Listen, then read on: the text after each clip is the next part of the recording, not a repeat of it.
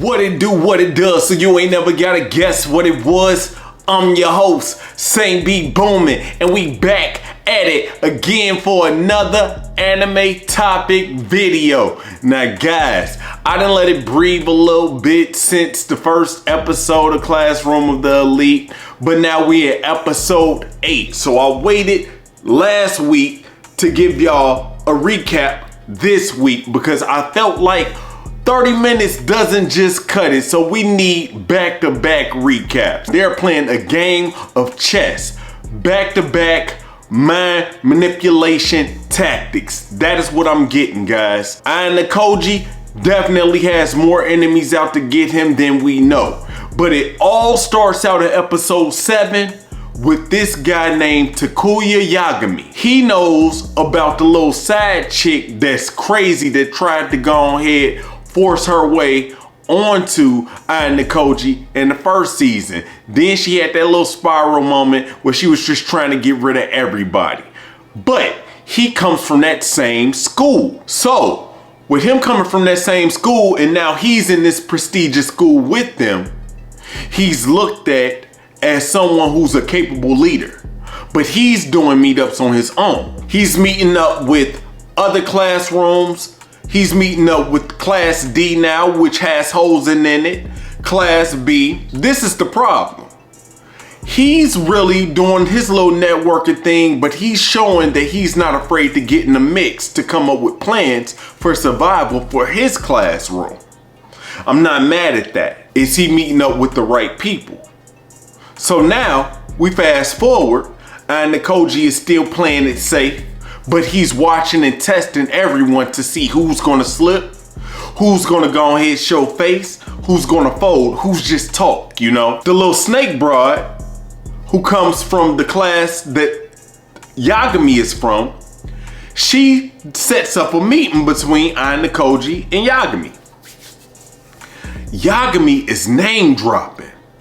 Yagami is airing out Ayanokoji's bounty in front of the snake broad. I'm like, yo, why is he doing all these name drops? Why is he talking about the board leaders are there? Why is he talking about the classroom presidents are there? He's just giving all of this extra information. I'm thinking like, is it more to this than he's leading on? Now, something that he do say is that he's not interested in expelling a student just so he can get private points as a game.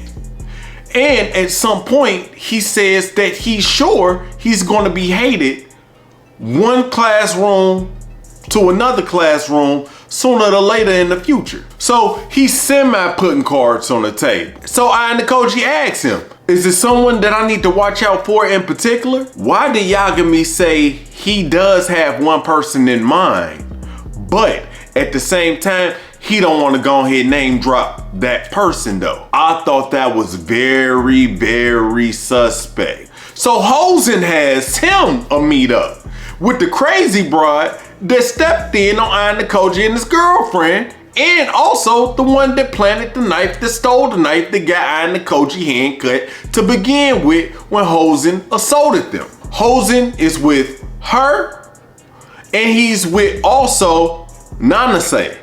Now, Nanase was the blonde-haired chick that also just came in from Class D as well. Now, Nanase, she sized Ayanokoji up from the beginning and he noticed this. I thought that she was initially one of the white room students to begin with. Her and the other chick, the crazy little broad from Class A. Hosen is around here trying to get Ayanokoji expelled so he can get that 20 million private points no matter what. He says if he gets this done, he's going to be known for expelling Ayanokoji no matter what. So he already know the reputation is going to come with the expulsion of Ayanokoji. He doesn't care how he gets it done. He just want homeboy out of there. The bounty is on his head. I'm trying to take that bounty home. I'm trying to get the rewards. But the greedy little broad from Class A, she says she wants to take home reward points for getting him out. Hosen says, you know what? We can go ahead and talk something out. Then the broad turns her attention to Nanase. She tests Nanase by swinging at her. Nanase blocks the punch and said, you don't want to go that route. But also at the same time, they all agreed to work with each other so that they can get him exposed. And when I say him exposed or him expelled, I'm talking about Ayanokoji. Episode 8, we are now talking to other students so they can have alliances. All for the sake of trying to get Hosen expelled. Hosen is definitely trying to step on all the upperclassmen, so he's creating more enemies than friends. Ayanokoji is not budging though. He said, hey, why would I work with you to get Hosen expelled, but you're at the same time trying to be able to take me out?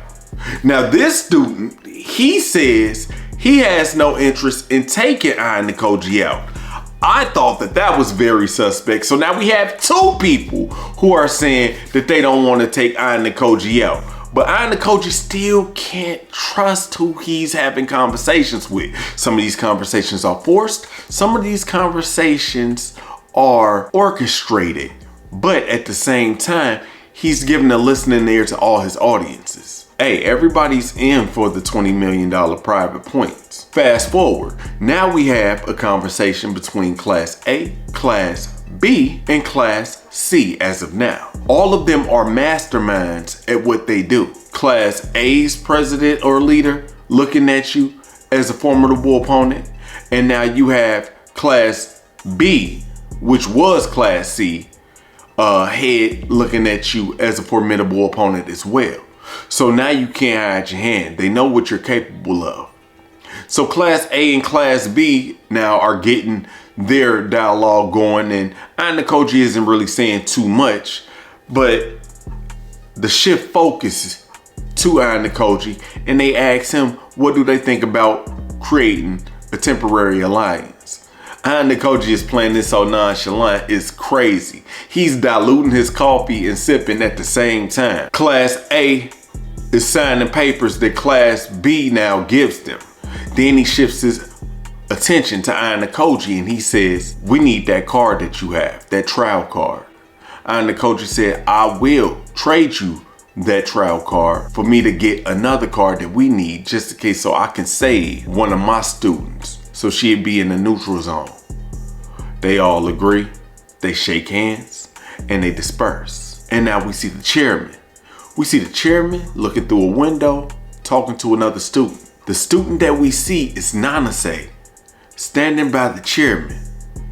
And he says, I'm counting on you to go ahead and do what you need to do to expel Ayanokoji. The way that this is looking is if Nanase is the white room student.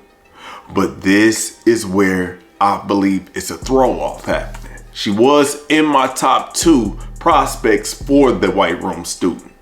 But could she just be doing more investigative type work? She could be. I don't know. But guys, so far, they're gearing up to go on this trip. Alliances is being made. Battles of the mind are being played. What do you think? Get in the comments below. Let me know what you think about that. Also, if you like this content, like this video, subscribe to the channel and hit that notification bell because it pushes your boy into the algorithm. I'm your host, Same Be Booming, and I'm gone. Peace.